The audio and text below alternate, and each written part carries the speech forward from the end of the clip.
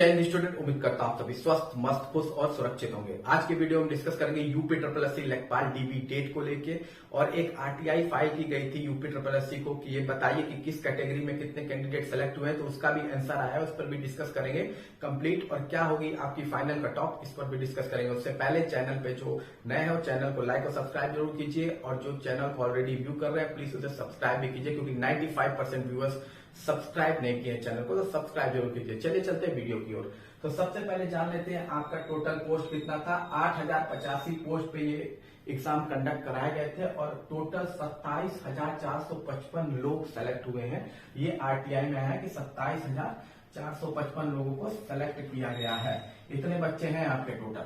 और आपके डीबी की जो मैं डेट बता रहा हूँ सितंबर अक्टूबर के आसपास आपकी डीबी आपको देखने को मिल जाएगी। आपसे पहले जेई की डीबी होनी है। देखिए अब इसके रिजल्ट में आनाकानी किए हुए हैं।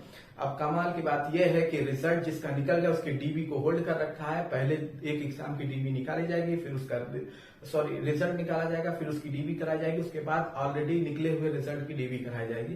खैर वो जो भी प्रोसेस है, लेकिन अक्टूबर सितंबर के आसपास आपको आपकी डीबी देखने को मिल सकती है। Specially second last week of सितंबर या लास्ट वीक ऑफ सितंबर के आसपास आपको देखने को मिल जाएगी आपकी डीबी। ठीक है, अब बात कर लेते हैं आप कौन सी क्या जवाब दिया उन्होंने कि कितने पोस्ट है और कितनी सीटें हैं। ठीक है, तो पी वाला पोस्ट है, एस वाली सीट है। ठीक है, तो टोटल पोस्ट जनरल कैटेगरी में जो है वो लगभग है 3,271 पद। ठीक है, 3,271 पद है और उस पर सेलेक्ट कितनों को किया गया है? 5,323 कैंडिडेट को इन्होंने सेलेक्ट किया है, जो कि आपका लगभग कितना गुना है? तो लगभग 1.6 गुना कैंडिडेट बुलाया गया है जनरल कैटेगरी से। ठीक है, अब ओबीसी में यह है 2,174 सीट और भैया इसमें ही सबसे ज्यादा खेल हुआ है, क्योंकि इसमें जो कैंडिडेट बुलाया गया है वो 13,554 कैंडिडेट है। इतने हैं 13,554 कैंडिडेट, जो कि भर्ती का 6.2 गुना है। ठीक है, मतलब ये बराबर बुलाए भी नहीं है, बराबर सीट के बराबर सबको एक हिसाब से नहीं बुलाया, किसी में कम किसी में ज्यादा। ईडब्ल्यूएस में भी सेम केस है, 798 सीट है ईडब्ल्यूएस में, 798 सीट पे पद है और यहाँ पे भी जो कैंडिडेट बुलाया गया है 5,568 के आसपास कैंडिडेट बुलाए गए हैं। और यहाँ पे तो ओबीसी से एक कदम आगे चले गए हैं, 6.9% बुलाया, तो 1.6% अनरिजर्व, 6.2% ओबीसी और ईडब्ल्यूएस 6.9% के पास है। एससी में जो सीटें हैं वो 1,690 सीटें हैं, 1,690 सीटें हैं और यहाँ पे आपके कैंडिडेट जो है 2,805 कैंडिडेट को बुलाया गया है। ठीक है, जो कि सिमिलर है, जितने अनरिजर्व में जितने गुना बुलाया गया उतने गुना एसटी में भी बुलाया गया है। एसटी में 152 सीटों पे 205 कैंडिडेट को बुलाया गया है। 152 सीट में 205 कैंडिडेट को बुलाया गया है, ये लगभग 1.3 गुना है। तो इसमें तो आपका एसटी में चांसेस है आपके अच्छे खासे, जिनके निकले होंगे उनके तो अच्छे खासे चांसेस है। तो ये टोटल हो जाते हैं आपके 27,455। ठीक है, तो ये है आपका गुना, एक में 1.6 गुना, 6.2 गुना, 6.9, 1.6, 1.3 गुना। अब अनरिजर्व कैटेगरी में सीटें है, कैंडिडेट कम है, सीटें ज्यादा है। ओबीसी कैटेगरी में क्या है कि जो सीटें हैं वो कम है और कैंडिडेट बहुत ज्यादा है। ठीक, अब इसमें आता है, देखिए ये है वर्टिकल आपके रिजर्वेशन। ठीक है, ये आपका वर्टिकल रिजर्वेशन है। ठीक, अब हम बात कर लेते हैं आपके हॉरिजेंटल रिजर्वेशन। ठीक है, हॉरिजेंटल रिजर्वेशन की भी हम बात करेंगे। तो चलिए हॉरिजेंटल रिजर्वेशन की हम बात कर लेते हैं। तो हॉरिजेंटल रिजर्वेशन में कौन कौन आते हैं? तो हॉरिजेंटल रिजर्वेशन में आपके आते हैं फीमेल। ठीक, फीमेल आती है आपकी हॉरिजेंटल रिजर्वेशन में। इसके अलावा एक्स सर्विस मैन आते हैं आपके हॉरिजेंटल रिजर्वेशन में। इसके अलावा आपके एससी और एससी के नाम, इसके अलावा आपके फ्रीडम फाइटर भी इसी में आएंगे, फ्रीडम फाइटर भी इसी में आएंगे और पीएचडी कैंडिडेट भी आपके इसी में आएंगे। तो ये आपका हॉरिजेंटल रिजर्वेशन होता है। ये आपका वर्टिकल रिजर्वेशन है। यूआर ओबीसी ईडब्ल्यूएस का ये वर्टिकल रिजर्वेशन है। अब फीमेल की सीटें कितनी थी इस पे बात करते हैं। फीमेल की सीटें कितनी थी? ठीक, अभी मैं बता दे रहा हूं। पहले फीमेल की सीटें कितनी थी? ये यूआर है, ये ओबीसी है, ये ईडब्ल्यूएस है और ये एससी है और ये एसटी है। ठीक है। तो फीमेल की सीटें कितनी थी इस पर बात कर लेते हैं। तो फीमेल की सीट थी 2093 के आसपास इनकी सीटें थी, ठीक है। 2093 के आसपास इनकी सीटें थी। 2093 सॉरी इनको बुलाया गया है, सीटें इनकी 1604 है, ठीक है। मतलब ये लगभग आपकी 1.3 गुना फीमेल को बुलाया गया है, ठीक है। 1604 सीट पे 2093 कैंडिडेट को बुलाया गया है। एक्स सर्विसमैन में भी यही किया गया है, 500 कैंडिडेट को बुलाया गया है 387 सीट पर। 500 कैंडिडेट को बुलाया गया है कितनी सीट पे? 387 सीट पे, जो 1.2% है, ठीक है।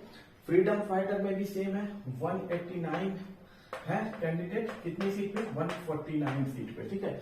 189 कैंडिडेट है, 149 सीट की 49 सीट के आसपास है।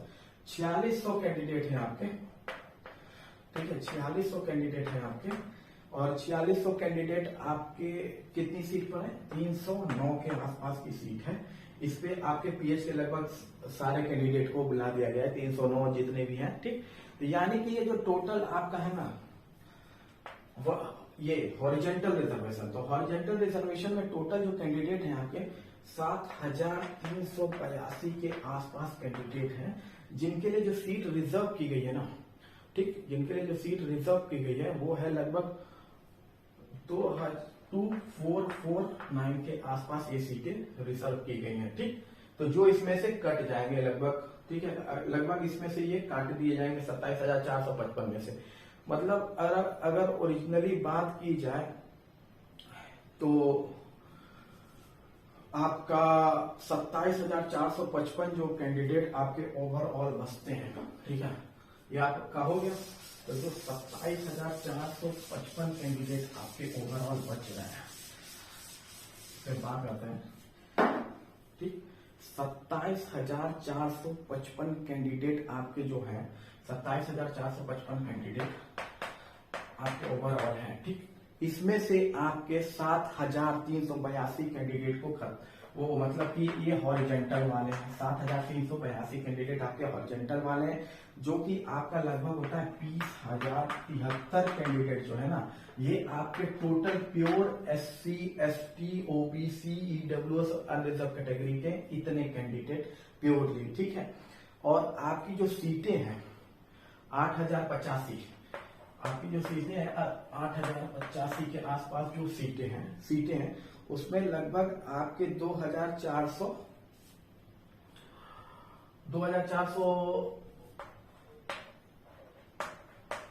कितनी सीटें को घटा दिया जाएगा, 2,498 सीट, मतलब 5,636 सीट पे आपका झगड़ा है, ठीक। झगड़ा है 20,000 कैंडिडेट का 5,000, ये टोटल प्योर है। ये टोटल वर्टिकल वाले बच्चे हैं, इतने टोटल वर्टिकल वाले बच्चे हैं। इसमें हॉरिजेंटल नहीं, इसमें फीमेल नहीं, पीएच नहीं है, टोटल ये आपके बच्चे हैं जो जिसमें केवल SC, ST, OBC, जनरल और EWS यही है। इसमें और कोई फीमेल फ्रीडम फाइटर इसमें नहीं है। तो इतने कैंडिडेट का इतनी सीट पे मुकाबला है प्योरली। बाकी जो फीमेल और बाकी सब है वो आपके ऐड होते जाएंगे। अब चूंकि सबसे ज्यादा आपके 13,554 बच्चे हैं OBC में, अब यहां से पीएच के भी कैंडिडेट सबसे ज्यादा होंगे, यहां से फीमेल की भी कैंडिडेट ज्यादा होंगे, यहां से फ्रीडम फाइटर भी अच्छे खासे होंगे, और यहां से एक्स सर्विसमैन भी ज्यादा होंगे।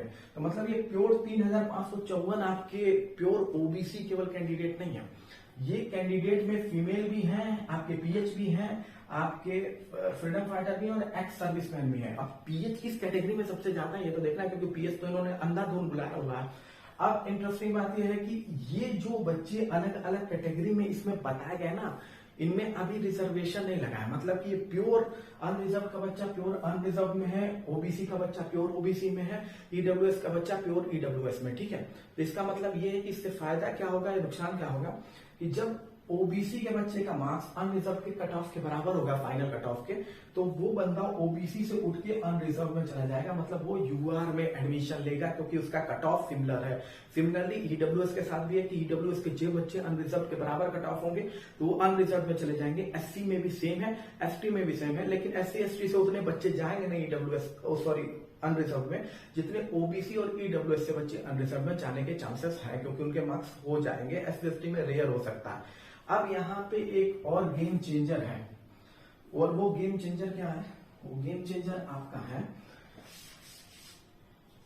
जो बच्चे ऑलरेडी सेलेक्ट हो चुके हैं किसी ना किसी एग्जाम में, वो अपनी डीबी को स्केप करें। ठीक है, यहाँ पे जो बच्चे अगर ऑलरेडी हो चुके हैं, क्योंकि ये आपका 3.5 गुना है लगभग, ये प्योर फॉर्म है जो आपका 3.5 गुना है।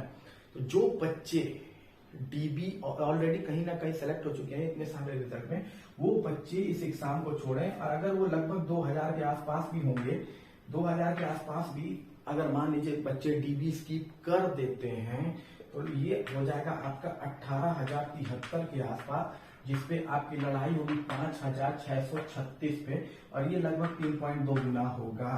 ठीक है, ये तब है जब 2000 बच्चे डीबी स्किप कर लेते हैं। अब आप मनाइए कि 2000 से ज्यादा बच्चे डीबी स्किप करें, और इसमें फायदा किसका है? जो डीबी स्किप होगी ना, अगर मान लीजिए 10 लोग डीबी स्किप करते हैं तो 6 लोग ऐसे होंगे जो हाईएस्ट मार्क्स गेन करते होंगे हर एग्जाम में, और 4 लोग ये होंगे जो मीडियम मार्क्स एग्जाम में गेन करेंगे। तो सबसे ज्यादा बेनिफिट उनको होगा जो एकदम बॉर्डर के कट ऑफ पर है। ठीक है, जो बॉर्डर कट ऑफ पे है, अगर डीबी स्किप होती है तो उनको बहुत बेनिफिट मिलने वाला है जो बॉर्डर पर है। तो डीबी स्किप भी बहुत इंपॉर्टेंट रोल प्ले करेगी सिलेक्शन को लेके। अब यही देखना है कि कितने लोग डीबी स्किप करते हैं। और यहाँ पे रिक्वेस्ट है भाई, जिसका हो गया है, सेम कैटेगरी में हुआ है या अलग सेम कैटेगरी या सेम ग्रुप सी का है, तो ग्रुप सी में अगर आप हुए या उससे अच्छे में हुए तो प्लीज छोड़ के यूपी लेखपाल में आने की जरूरत नहीं है, आप वहीं पर रहिए जहां पर है। इससे उन बच्चों को फायदा मिलेगा जिनको फिलहाल नौकरी नहीं मिली है। तो ये ओवरऑल आपका देखिए था, जो क्वेश्चन आंसर था, जो था सब आपको पता चल गया। आपकी कैटेगरी कितनी थी, क्या है, क्या रीजन है, क्या डीबी स्किप होगा तो कितने बेनिफिट होने वाले हैं। अब इससे तो एक चीज क्लियर हो गई है आपकी कि जो आपका कट ऑफ है वो 200 नहीं भागने वाला।